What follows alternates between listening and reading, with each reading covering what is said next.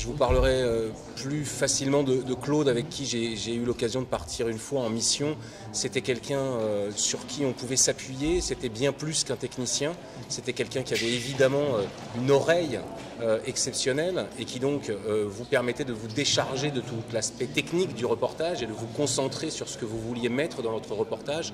Mais au-delà de ça, c'était quelqu'un qui effectivement avait un don d'observation, qui était en mesure de vous proposer effectivement parfois même de changer vos angles parce qu'il estimait que les sons qui avaient été faits au cours de la journée s'articulaient mieux dans un sens que dans un autre.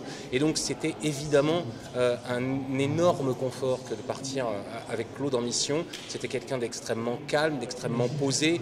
J'étais à l'époque évidemment plus jeune, donc dans ces conditions, dans des terrains souvent difficiles, on est parfois un peu fougueux, on a parfois envie de faire des choses. Et Claude avait cette capacité de vous dire, il faut peut-être se poser, patienter, attendre un peu.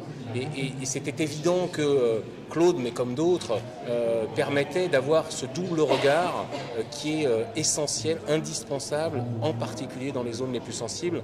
Quant à Ghislaine, évidemment, on se croisait au quotidien dans les couloirs de Radio France Internationale. C'était quelqu'un, tout le monde l'a décrit et tout le monde le sait aujourd'hui, c'était quelqu'un d'extrêmement pugnace, quelqu'un qui ne lâchait jamais rien, quelqu'un qui avait eu les pires difficultés à couvrir, en particulier le conflit de RDC, mais qui n'avait jamais lâché.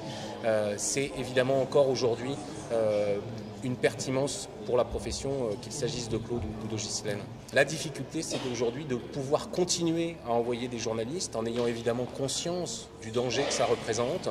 Il n'y a pas de risque zéro, malheureusement, et il est important que cette réflexion ait lieu, parce qu'effectivement, un conflit sans journaliste, un conflit sans image, un conflit sans son, eh bien, c'est un conflit dont personne ne parle, et c'est évidemment les victimes de ces conflits qui sont les premiers oubliés.